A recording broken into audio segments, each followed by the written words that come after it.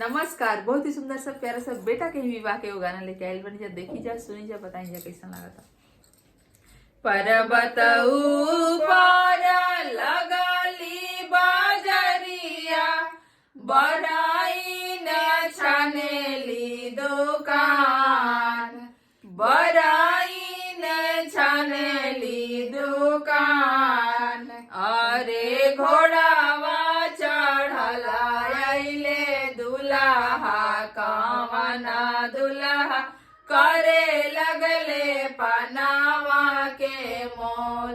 अरे करे लगले पनावा के मोल, पनावा के मोला बाबू आना दुआना, सुरती के मोला आना मोल, सुरती के मोला आना मोल।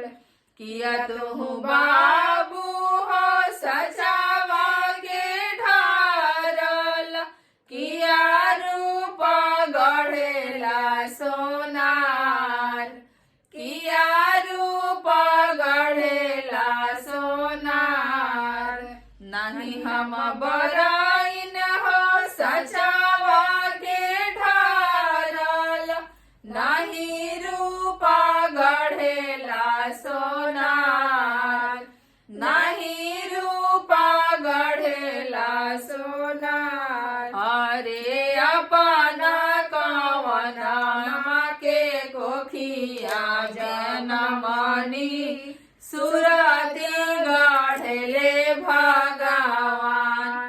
अरे सुरती गढ़ले भगवान। अरे भैनी अलफा सुकवार, अरे भैनी अलफा सुकवार। धन्यवाद। गाना अच्छा लगे तो वीडियो के शेयर करी जा, लाइक करी जा, और चैनल पर नया बनी जा तो सब्सक्राइब जरूर करी जा। और फेसबुक के पेज भी बा हमनी के, ओ पर भी फॉलो करी जा। धन्यवाद।